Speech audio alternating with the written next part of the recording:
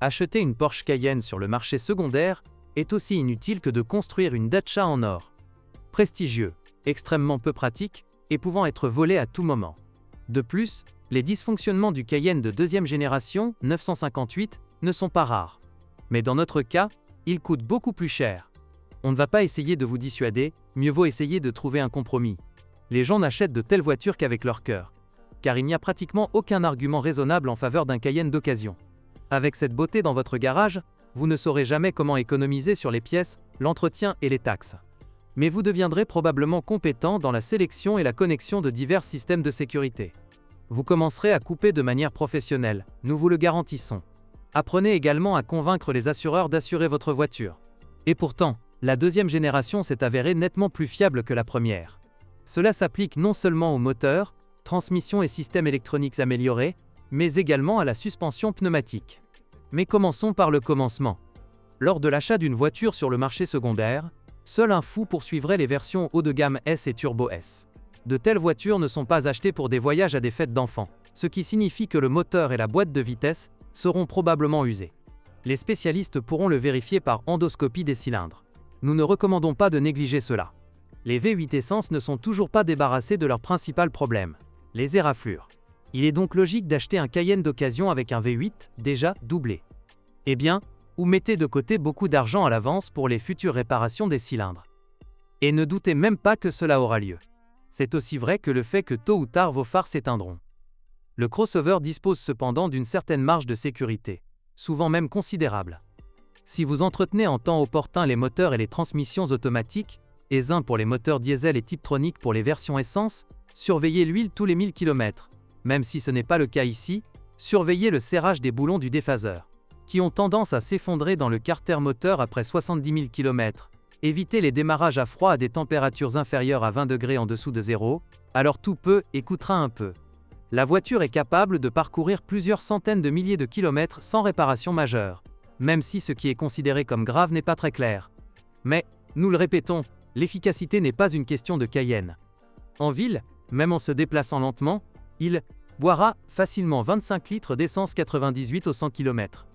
Et en ce sens, le meilleur choix sur le marché secondaire sera certainement un V6 de 3,6 litres, ou mieux encore un diesel de 3,0 litres. À propos, les moteurs diesel volumétriques Vagov supportent bien notre carburant diesel et sont assez fiables. En plus, il y en a largement assez sur le marché. Il n'y a pratiquement rien à dire sur le corps, à l'exception du seul et plus important détail, pas de montage d'optique de tête. Elle sera kidnappée avec une probabilité de 90%. Soit dit en passant, les blocages de roues ne sont pas de la réassurance dans notre cas. Se retrouver sur des briques le matin, et avec la perspective de débourser une jolie somme pour des roues est toujours un plaisir. La peinture ainsi que la résistance à la corrosion sont exemplaires. Après tout, nous avons affaire à Porsche.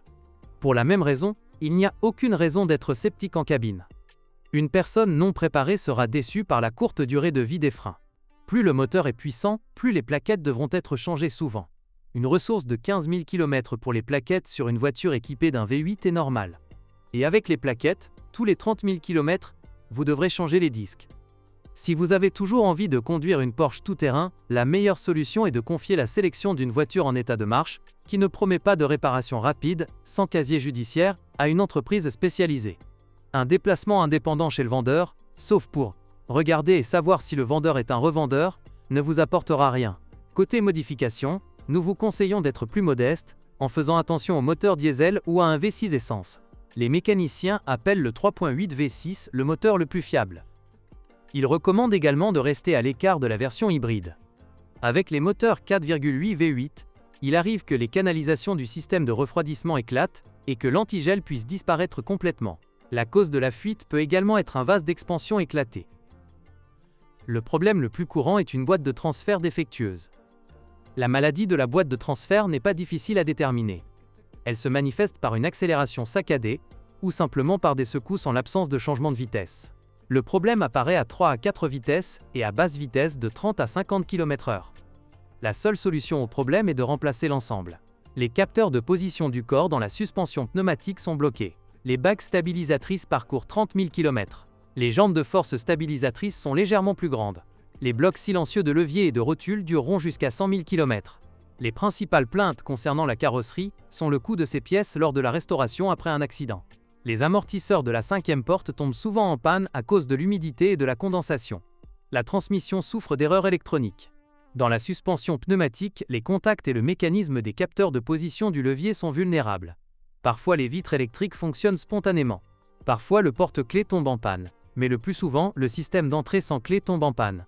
Il existe des problèmes liés au mauvais fonctionnement de diverses unités de contrôle. Bonjour les amis. Vous cherchez une voiture d'occasion? Vous devez prêter attention au site web carm.pro. Carm.pro est grand catalogue de voitures, moteurs, boîtes de vitesse. Et le meilleur, c'est que vous pouvez trouver des informations sur les pannes de n'importe quelle pièce. Complètement gratuit. Allez sur le site web carm.pro et découvrez tous les éventuels points faibles des voitures d'occasion.